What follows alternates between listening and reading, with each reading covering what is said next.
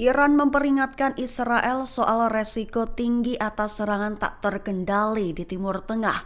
Mengutip Tribun News pada 16 November, hal itu diungkap oleh pihak misi Iran di PBB melalui postingan di X pada Sabtu 16 November 2024. Menurutnya, kecerobohan Israel itu akan memicu ketegangan dan konflik yang lebih besar di Timur Tengah bahkan dunia. Israel disebut merupakan ancaman serius dan langsung terhadap perdamaian dan keamanan regional bahkan global. Agresi yang tak terkendali selama transisi kekuasaan Amerika Serikat disebutnya dapat mengakibatkan konsekuensi global dan bencana dahsyat. Ditekankan dalam pernyataan bahwa konsekuensi itu akan sangat buruk tak hanya bagi Timur Tengah tetapi juga bagi seluruh dunia. Seraya kebijakan militer Israel disebut ceroboh lantaran dapat memperburuk stabilitas kawasan dan membahayakan keamanan regional. Dengan begitu, Iran menegaskan jika Israel terus melanjutkan tindakannya, maka respons dari negara-negara lain dan kelompok perlawanan akan semakin kuat. Hizbullah melakukan 7 serangan ke wilayah yang diduduki Israel dan diklaim sebagai serangan presisi, di mana rentetan roket dan drone menggempur pinggiran timur kota Talousa serta memukul mundur IDF dari perbatasan. Mengutip Al-Mayadin pada 16 November, serangan terpisah itu telah dilakukan sejak Jumat 15 November 2024. Rinciannya, Hizbullah menargetkan pangkalan militer Tirat Karmel di Haifa Selatan dengan rentetan roket canggih.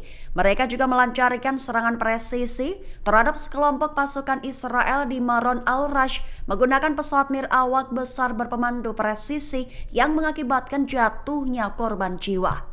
Kemudian dalam 7 operasi terpisah itu juga, kelompok tentara Israel di pinggiran timur kota Talousa digempur rentetan roket.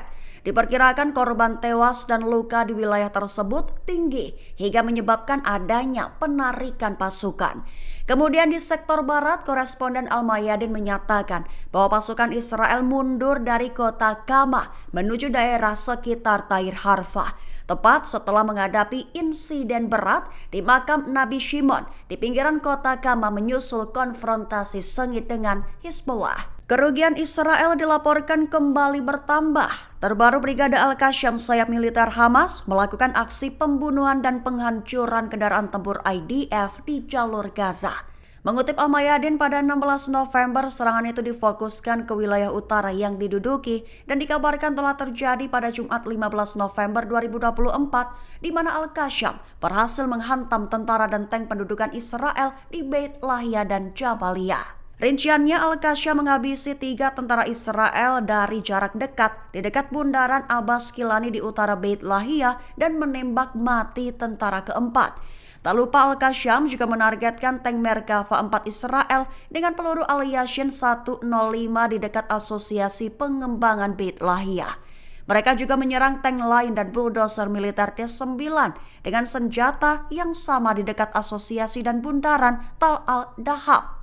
Di Kem Jabalia bagian barat, Al-Qassam menyerang tank Merkava 4 ketiga dengan alat peledak Shawash buatan lokal di Jalan Duas. Sebanyak 35 roket meluncur dari Lebanon dan menghantam Galilea Barat dan Teluk Haifa pada Sabtu 16 November 2024. Militer IDF mengklaim bahwa puluhan roket itu meledak namun hanya mengenai wilayah terbuka. Mengutip The Times of Israel pada 16 November, hal itu diumumkan IDF pada Sabtu 16 November 2024 beberapa waktu lalu. Lebih tepatnya, serangan rentetan roket sekira sebanyak 35 roket telah diluncurkan dari Lebanon.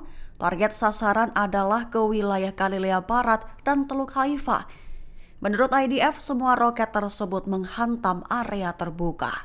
Perlu diketahui sejak 16 November pagi waktu setempat, Hizbullah disebut telah menembakkan sekira 55 roket dan 4 drone ke Israel Utara.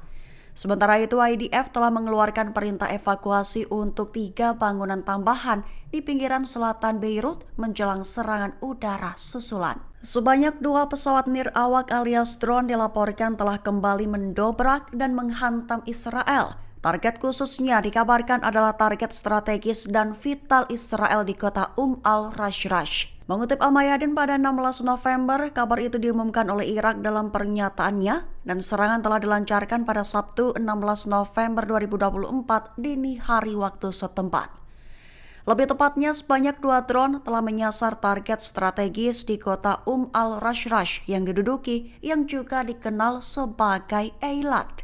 Operasi yang dilakukan pada dini hari itu dikabarkan telah melibatkan kendaraan udara tak berawak atau UAV dan menargetkan fasilitas vital di dalam kota yang diduduki.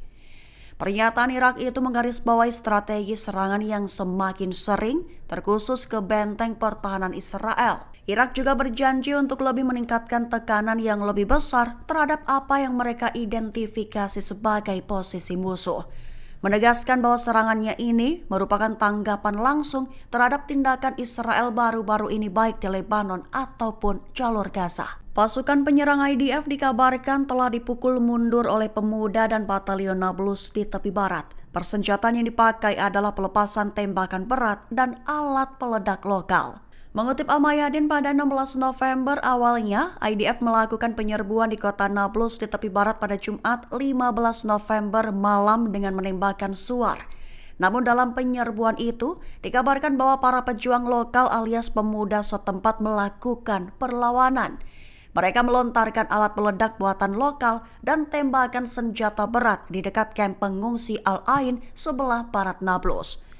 Kemudian pada gilirannya, Brigade Al-Quds Batalion Nablus membenarkan aksi perlawanan tersebut, di mana pihaknya bersama para pejuang lokal telah terlibat dalam penyerbuan pasukan Israel ke kamp Al-Ain dengan melepaskan tembakan berat dan alat peledak. Sebatas informasi akhir, dikabarkan perlawanan di tepi barat telah melakukan 13 operasi yang terus berlanjut selama beberapa jam terakhir. Sebanyak 13 operasi itu terdokumentasi yang menargetkan pasukan pendudukan dan pemukim Israel. Menteri Pertahanan Israel, Israel Katz, memutuskan untuk kirim sekira 7.000 ultra-ortodoks bersiap ke medan perang. Katz mengklaim dalam unggahannya di media sosial X pada 15 November 2024 bahwa akan dilakukan secara bertahap. Mengutip Tribun News pada 16 November, diketahui pernyataan itu datang menyusul putusan Mahkamah Agung Israel pada Juni lalu yang mengamanatkan kaum Yahudi Haredi untuk ikut berpartisipasi ke dalam medan perang bersama dengan warga negara Israel lainnya. Lebih tepatnya, Katz menyatakan bahwa dirinya memutuskan untuk menyetujui pengiriman 7.000 perintah perekrutan untuk ultra-ortodoks ke IDF sesuai dengan apa yang telah diputuskan. Perintah itu diklaimnya akan dikirim secara bertahap mulai minggu depan sesuai dengan pertimbangan IDF.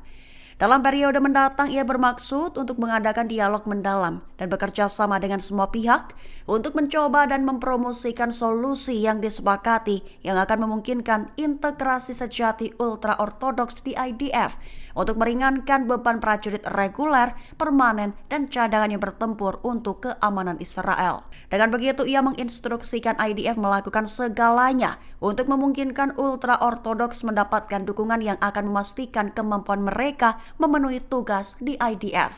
Namun di samping tetap mempertahankan gaya hidup religius mereka. Iran dikabarkan telah mengisyaratkan dukung gencatan senjata di Lebanon, mengklaim tak bermaksud menyabotase apapun, menekankan hanya mencari solusi untuk permasalahan yang sedang dihadapi.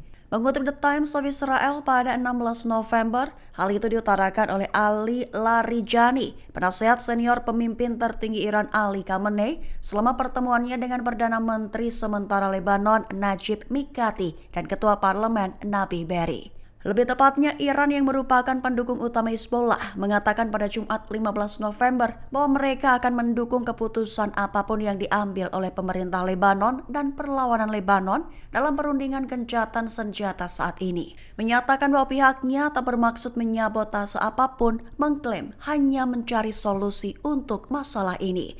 Seraya menambahkan bahwa Iran akan mendukung Hizbollah dan proksi lainnya dalam situasi apapun. Perlu diketahui dalam postingan X yang diposting pada Jumat 15 November, Mikati menulis bahwa pemerintah Lebanon memprioritaskan penerapan resolusi Dewan Keamanan Perserikatan Bangsa-Bangsa 1701 secara keseluruhan tanpa amandemen apapun. Resolusi itu mengakhiri putaran konflik terakhir antara Hizbullah dan Israel pada tahun 2006 dan menetapkan bahwa Lebanon Selatan harus bebas dari senjata yang bukan milik negara Lebanon. Download Tribun X sekarang, menghadirkan lokal menjadi Indonesia.